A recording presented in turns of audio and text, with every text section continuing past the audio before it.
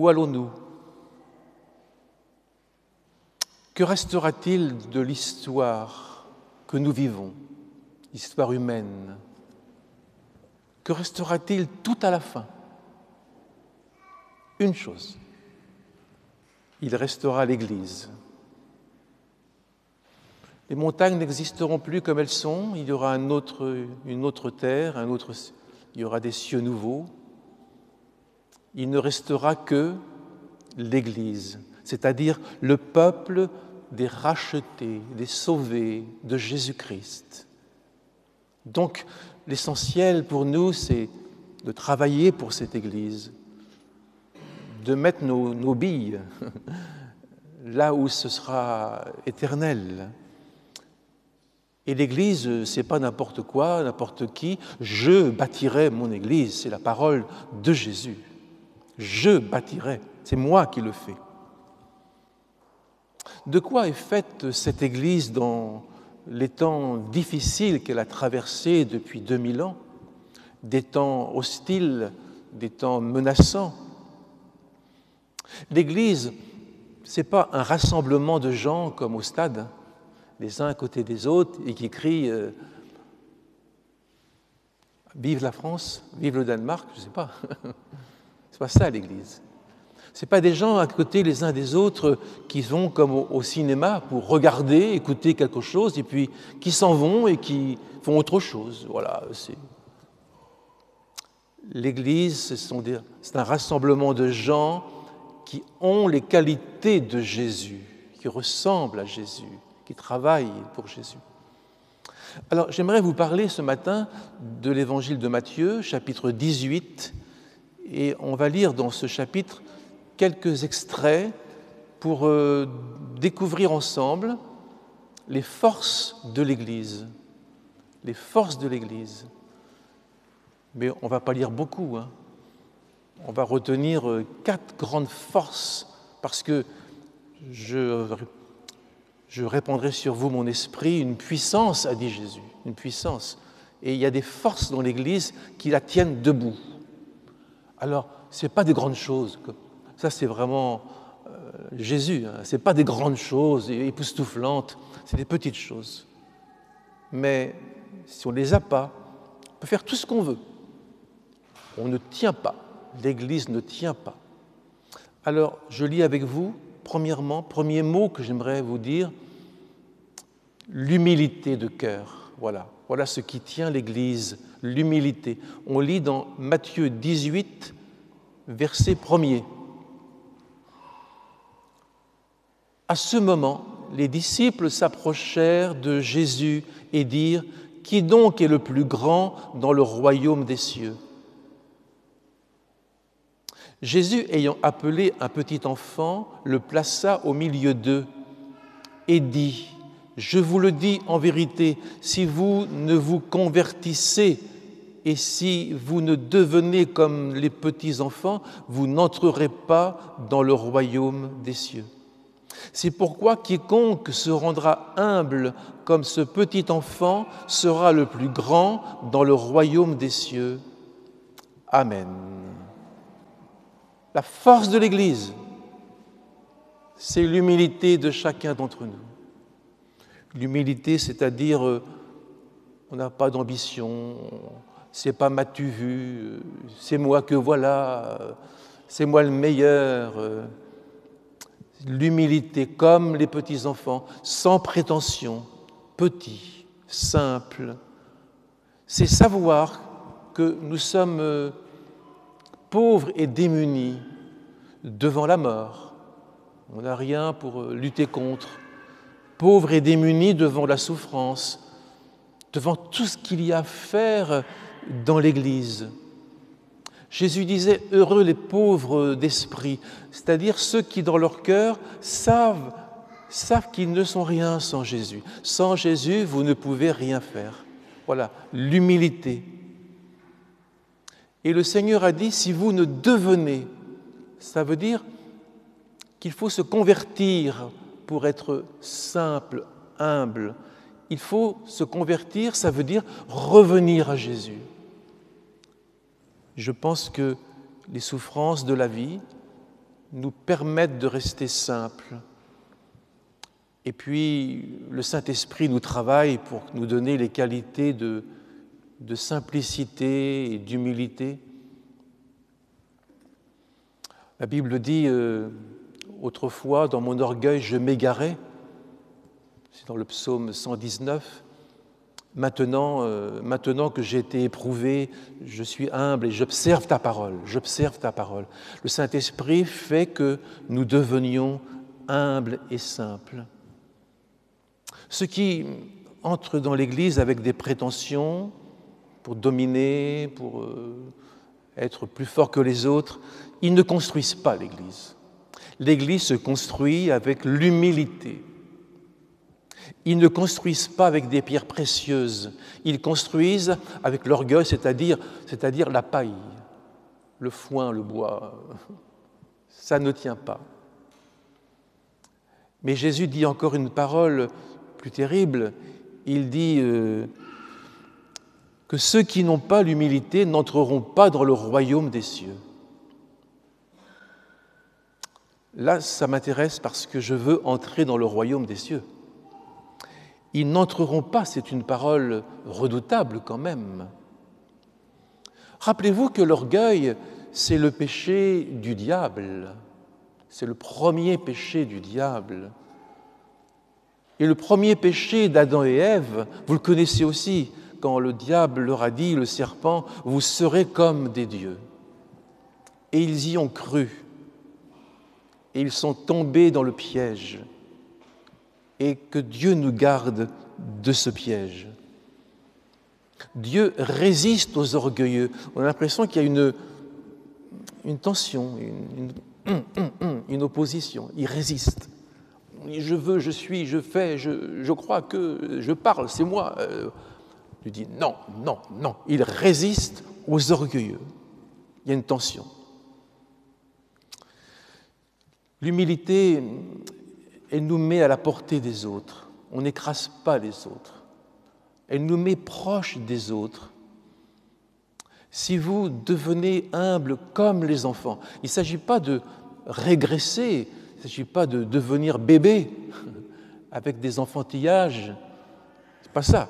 On continue notre maturité chrétienne, spirituelle, mais on la continue avec la conscience de sa faiblesse. On sait que sans toi, Seigneur, on ne peut rien faire. L'humilité permet d'accueillir les autres. Quelqu'un qui en met plein la vue, qui parle. On n'a pas envie de s'arrêter, se confier, se reposer, prier avec lui. Mais quelqu'un qui se tient dans l'humilité, eh bien, il nous accueille en fait. C'est une proximité. Et on se sent bien. On n'a pas peur de lui confier certaines choses. L'humilité. Que Dieu nous bénisse. Amen. Première force que j'aimais vous parler ce matin avec vous. La deuxième, toujours dans l'évangile de Matthieu, au chapitre 18 et au verset 5, la deuxième, c'est accueillir. Quiconque reçoit en mon nom un petit enfant comme celui-ci me reçoit moi-même. Et si quelqu'un scandalisé, c'est-à-dire scandaliser, ça veut dire faire tomber. Si quelqu'un scandalisait un de ces petits qui croient en moi, il vaudrait mieux pour lui qu'on suspende à son cou une meule de moulin et qu'on le jette au fond de la mer. Accueillir. Accueillir pas seulement le petit enfant, bien sûr, mais je crois que dans ce mot, le Seigneur veut dire accueillir les plus faibles, les plus délaissés. Accueillir pas seulement ceux du bout de la terre, mais dans l'Église. Se dire bonjour, on ne serre pas encore la main, on se dit bonjour, on prend des nouvelles, on s'inquiète de certaines choses de la vie de famille. On est attentif aux fragilités, aux souffrances. On ne choque pas, on laisse les gens nous parler. On est attentif à ceux qui, justement, n'ont personne à qui parler. Des gens m'ont dit « Ah, je suis content de votre coup de fil, je n'ai pas encore parlé de toute la semaine. » Je n'ai pas encore parlé, parce que j'ai eu personne qui m'a appelé, personne qui m'a demandé comment j'allais. Donc, tout ce que je vis, je le garde pour moi. Nous devons donc accueillir, pas seulement nous tenir à côté des meilleurs de la foi, les meilleurs de l'Église, mais savoir donc accueillir les 100 voix, les 100 personnes. Vous savez, Jésus a choisi les pauvres pour qu'ils soient riches en la foi. Attention, hein. Il a choisi les pauvres, dit l'Épître de Jacques, pour qu'ils soient riches, héritiers du royaume des cieux. Donc les pauvres, ceux qui ont du mal dans la vie, ont une richesse dans le ciel que je ne peux pas soupçonner. Mais nous avons une responsabilité, quand je dis accueillir, et le Seigneur l'a dit, il faudrait mieux mettre une pierre de moulin et le jeter dans la mer, s'il fermait le cœur de quelqu'un. Quand on accueille, ça veut dire, je vais faire tout pour que son cœur soit ouvert. Je ne veux pas le choquer. Jésus disait, scandaliser, le faire tomber. Je pense qu'on a une responsabilité dans l'ouverture des cœurs des enfants, de nos enfants, l'ouverture des cœurs à l'Évangile. Si on choque, si on scandalise, si on fait tomber, si on humilie, si on refuse, les cœurs vont se fermer. Et Jésus dit, c'est tellement grave ça, de fermer un cœur, que ce serait mieux pour lui qu'on lui mette autour du cou une pierre de meule. Alors la meule, c'était une espèce de roue en pierre qui pesait à peu près 800 kilos, une tonne, quoi, à peu près une tonne. On lui met ça autour du cou et on le jette au fond de la mer. C'est-à-dire, il n'a plus d'espoir de remonter. On le jette au fond de la mer. Ça veut dire qu'il serait préférable pour lui qu'il meure, c'est terrible, plutôt que de scandaliser, de fermer le cœur d'un enfant, d'un frère, d'une sœur, plutôt que de perdre l'âme de quelqu'un. Parce que les plus faibles sont nécessaires à l'Église. On a besoin des forts et des faibles. On a besoin de tous. Et le Seigneur prend soin de chacun de nous, parce que les faibles, quand ils prient, ils sont écoutés par le Seigneur. Et j'ai besoin de votre prière, mes frères, mes sœurs, j'ai besoin de vous. Et dans l'accueil du faible, l'accueil du petit, du pauvre, je pense qu'il y a l'accueil de Jésus. Si, quand on reçoit un frère ou une sœur, on reçoit Jésus. Donc, en accueillant quelqu'un qui a besoin, on accueille toujours le Seigneur, qui nous dira plus tard, bientôt, c'est à moi que vous l'avez fait. Vous m'avez visité, vous m'avez encouragé. C'est à moi que vous l'avez fait, dit le Seigneur. Chaque fois que vous avez pris soin de quelqu'un. Accueillir, ça va? Humilité, c'est des forces. Hein? Avec cela, l'Église, elle a des bonnes assises. On va continuer le chapitre 18 de Matthieu au verset 12. Troisième force de l'Église, rechercher les égarés. Alors, je lis avec vous l'histoire, Matthieu 18, verset 12. Que vous en semble si un homme a 100 brebis et que l'une d'elles s'égare, se perde, ne laisse-t-il pas les 99 sur les montagnes pour aller chercher celle qui est égarée? Et s'il la trouve, je vous le dis en vérité, elle lui cause plus de joie que les 99 qui ne se sont pas égarés. De même, ce n'est pas la volonté de votre Père qui est dans les cieux qu'il se perde un seul de ces petits. Amen. Un mouton qui manque à l'appel. Il n'est pas mort, hein? Il est quelque part. Il est perdu dans les chemins, dans les montagnes, il est égaré. il est en danger, il est disparu. Et le berger cherche. Et s'il la trouve, c'est pas sûr. Nous avons connu des frères et sœurs, des brebis, qui se sont perdus, qui ne sont jamais revenus. S'il la trouve, c'est une supposition, j'espère, pour beaucoup, qu'ils pourront revenir avant les temps difficiles. Cette brebis qui revient lui cause plus de joie que les 99 qui n'ont pas bougé. La joie d'une naissance, la joie d'une renaissance. Mais, pasteur, vous ne parlez pas des 99 qui sont là et qui ne bougent pas. C'est vous ne bougez pas. Les 99 brebis qui n'ont pas bougé, c'est la stabilité de l'Église. C'est ça qui tient l'Église. Et quand la brebis perdue sera ramenée, on la mettra au milieu des 99, ça fera la 100e. Et elle aura là des assises, elle aura des repères, elle aura du soutien. Les 99, c'est la stabilité qui permet au berger d'aller chercher la brebis perdue. Si les 99 se chamaillent, se perdent, se battent, vont dans tous les sens, le berger, il est débordé. Il n'aura jamais le temps, ni la force, ni la joie d'aller chercher la brebis perdue. Il est débordé. Mais si les 99 restent là, eh bien le berger est tranquille, il est rassuré, il a du temps, il est apaisé.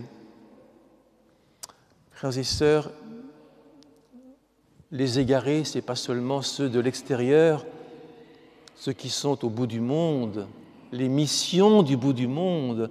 Les égarés, ce sont ceux de notre maison, à nous ici, qui sont partis et qui ne reviennent pas. Voilà, les égarés, parce qu'il s'agit bien du même troupeau.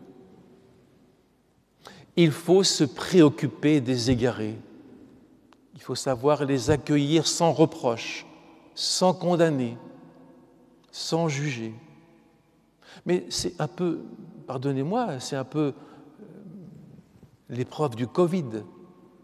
On a vu des gens partir dans le Covid comme moi, comme vous, comme tout le monde. On n'a pas pu se réunir facilement et certains ne sont pas revenus depuis des mois et des mois et des mois. C'est l'épreuve du Covid. La brebis s'est un peu perdue dans les chemins. Alors, Dieu sait accueillir et sait chercher, et je pense que les chrétiens doivent chercher la brebis perdue, prendre des contacts.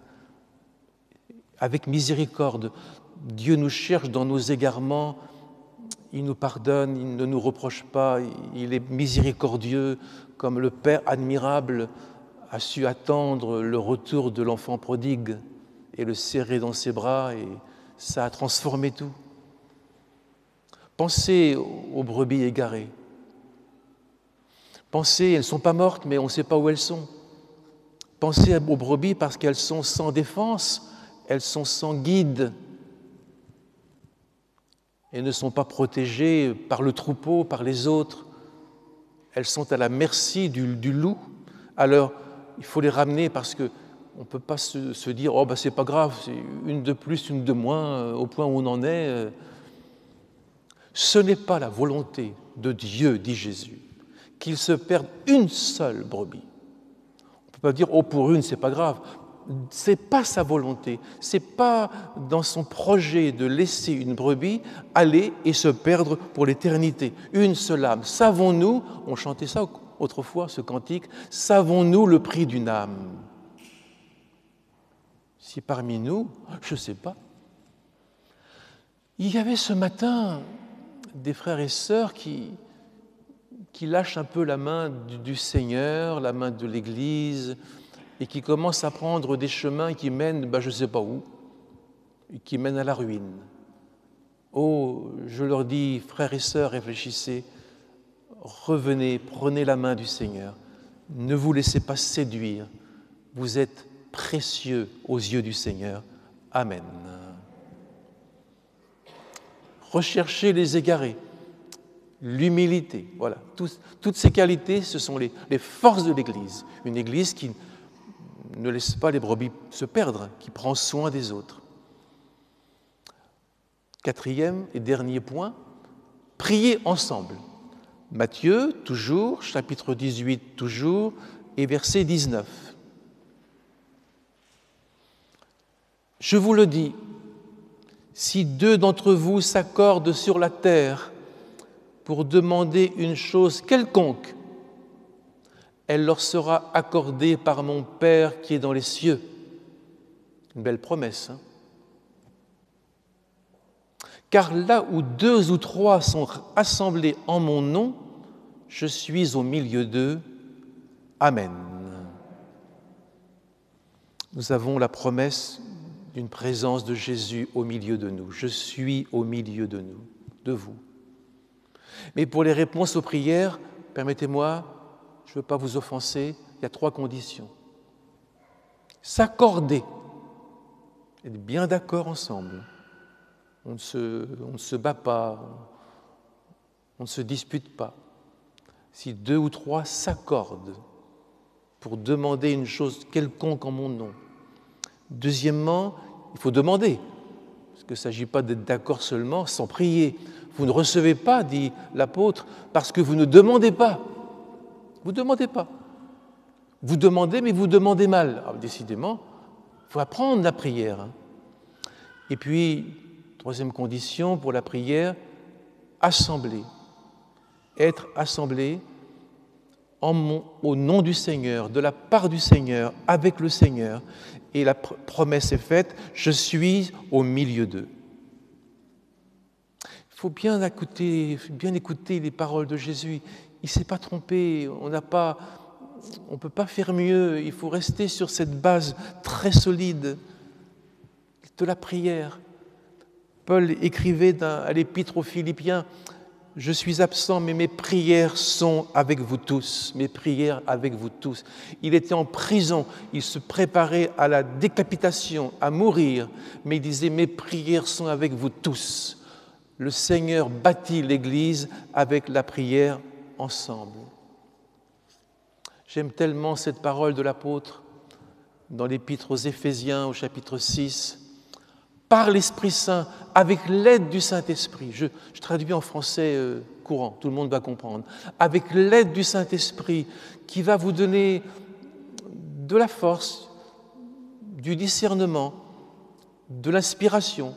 Avec l'aide du Saint-Esprit, priez en tout temps. Quand vous êtes chez vous, en train de faire la cuisine, le ménage, en train de vous promener en voiture, faites toutes sortes de prières et de supplications. Puis veillez à ça avec une entière persévérance. Ne vous découragez pas si vous n'entendez pas sa voix tous les matins. Continuez de prier. Dieu est sensible à la persévérance. Et priez pour tous les saints, pour tous les chrétiens. Nommez les chrétiens. Donc ça veut dire, quand vous priez, surveillez bien votre emploi du temps. Faites des choix. Délivrez votre temps de tout ce qui va le dévorer, de tout ce qui est vital. Délivrez votre temps. Et puis le Seigneur va vous répondre. Amen. Qu'il est doux pour des frères de demeurer ensemble. Ensemble, ça veut dire qu'on va s'accueillir. Si on est ensemble, on n'est pas aux 4 coins du département. On va s'accueillir, on va rester avec Jésus, on va parler au Seigneur, on va mettre ses paroles en chacun de nos cœurs, on va penser à ses paroles. Et si mes paroles habitent en vous, dit Jésus, demandez ce que vous voudrez. Ah bon? Tout ce que je veux. Demandez ce que vous voudrez. Mais quand même pas tout, Seigneur. Demandez ce que vous voudrez. Si mes paroles habitent en vous, si vous êtes unis en moi, demandez ce que vous voudrez et cela vous sera accordé. Amen. Avez-vous compris? Quand l'Église prie, le diable tremble. Si l'Église laisse les brebis se perdre, le diable dit « Tiens, il travaille pour moi ». Si l'Église se prend d'orgueil, de supériorité, de commandement, le diable doit dire « Ah, ils font vraiment ce que j'aime ». Si l'Église n'est pas fraternelle, nos prières n'iront pas jusqu'au Père céleste. Plus nous sommes en communion les uns avec les autres, plus nos prières sont portées au cœur de notre Dieu. Alors je conclus. Les forces de l'Église, oui. L'humilité, devenir simple comme des enfants, accueillir le plus faible, les autres, s'inquiéter, se parler, se regarder, regarder pourquoi il ne salue pas, ou pourquoi il part vite, pourquoi regarder, chercher les égarés, ne pas laisser les gens sans un petit coup de fil, sans un petit geste, un petit message, et puis prier ensemble Jésus qui est au milieu de nous. Amen. Alors là, oui, j'ai compris, Seigneur. Là, l'Église devient une servante du Christ. Là, l'Église devient l'épouse de Jésus-Christ. Là, l'Église est la lumière du monde, le sel de la terre, et Dieu est glorifié. Amen. On prie le Seigneur. Fais que ton Église avance dans les voies que tu lui as ouvertes, préparées. Tout est prêt, tu nous dis, venez, j'ai préparé le repas.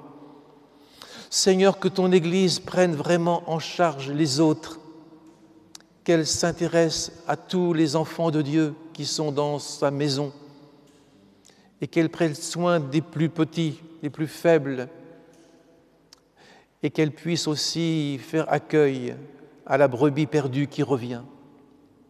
Seigneur, que ton Église soit une Église de prière qui parle, qui collabore avec le Seigneur. Merci pour l'Église de Rennes. Merci pour la fraternité qui nous a unis devant des difficultés. Et merci parce qu'en ce jour, nos petits sont au parc, nos jeunes sont à côté, les malades, on y pense, et puis on pense à tous, et le Seigneur est glorifié. Amen.